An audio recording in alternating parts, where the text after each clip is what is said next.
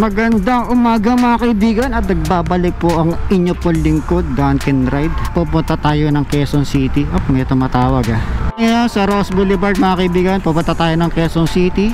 At merong emergency na naman mga kaibigan, emergency sa trabaho, kaya ako'y susugod doon. Eto kagandahan ng nagmumotor ka, kasi kunyari bigla kang aalis, makakasibat ka agad. Saka hindi mo masyado po problemahin yung parking kasi madaling i-park ang motor.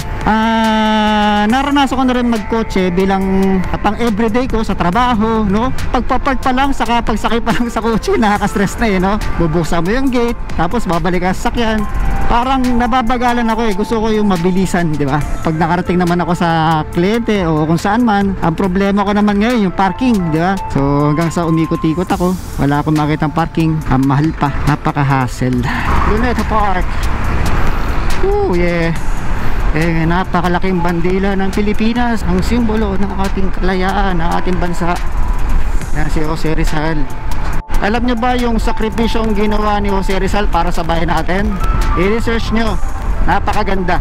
Kaya tayo mga kabataan, tayo mga mamamayan, gumawa tayo ng sakripisyo, no? Di ba? Pagsakripisyo tayo, hindi kung kailan matanda na tayo, doon pa lang tayo hihingi ng kapatawaran sa mga kasalanan pinaggagawa natin sa mundo. Hanggat maaga, kumilos tayo, magsakripisyo tayo. Kung ayaw nyo magsakripisyo, gumawa na lang tayo ng mabuti, no? Para sa ating bayan, maging matalino, mamboboto.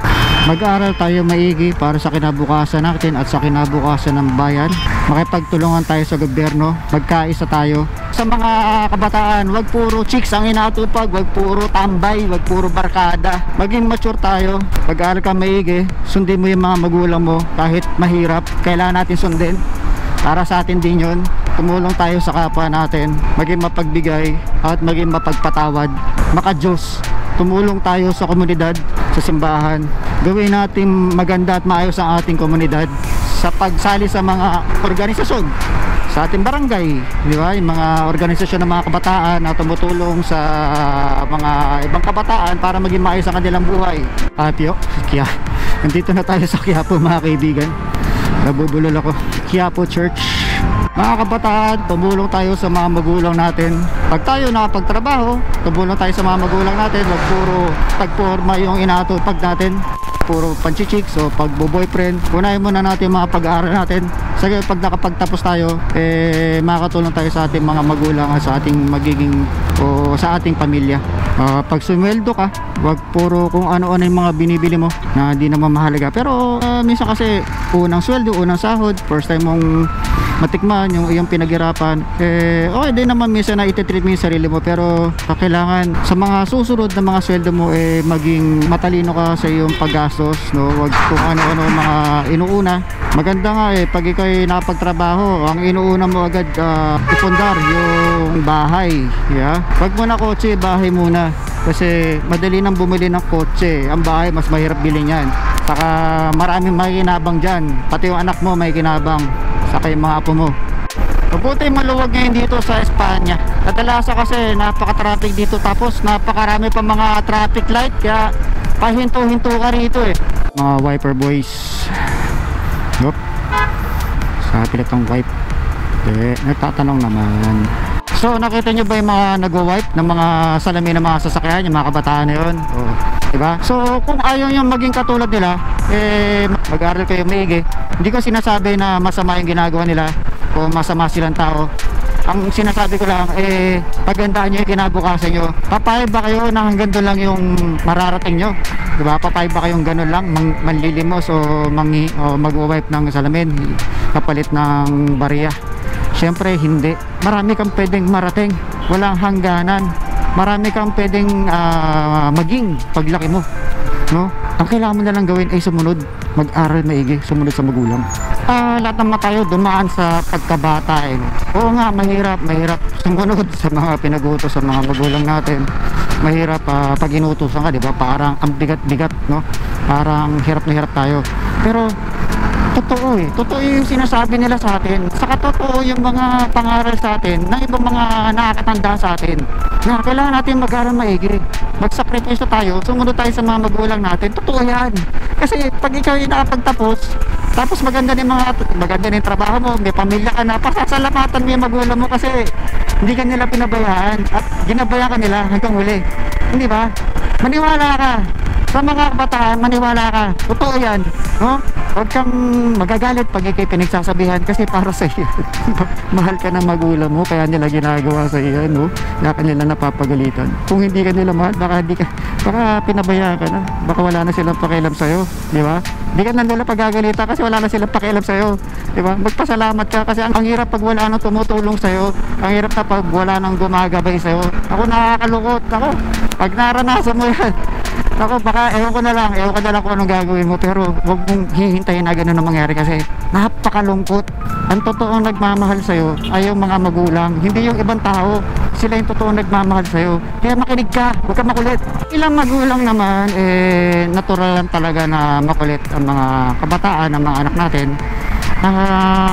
Siguro magandang gawin makipag-usapan tayo na maayos, pakinggan lang natin sila.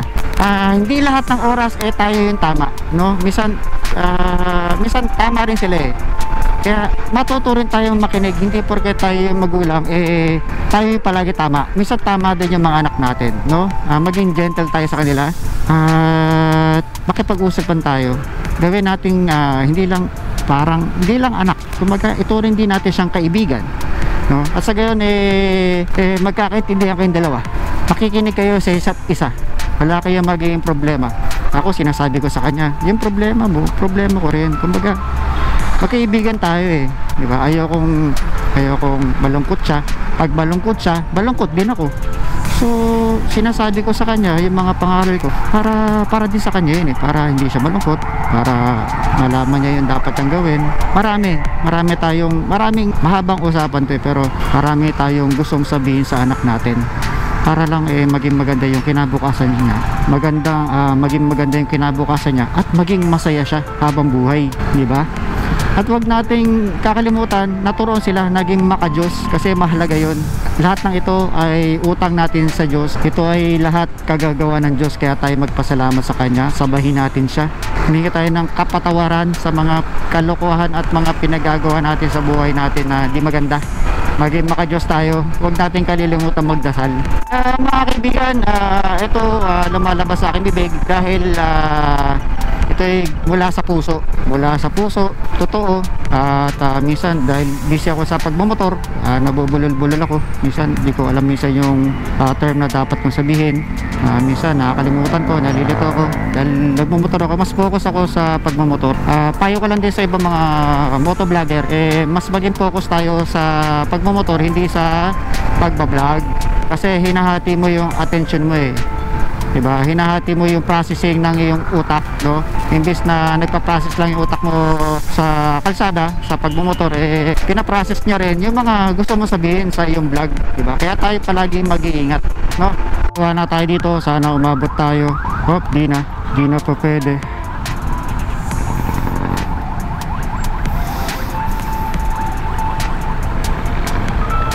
Uy, Mustang GT, wow naman.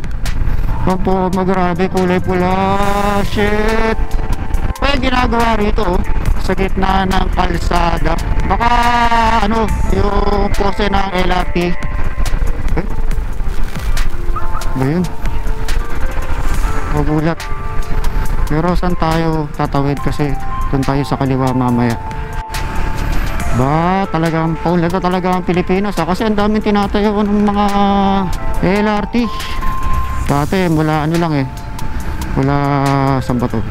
Monumento hanggang Baclaran, tapos yung MRT mula saan ba yung dulo nun? Sa may SM North yata hanggang hanggang Top Avenue. Ayun, parami na ng parami, pakalat na ng pakalat, diba?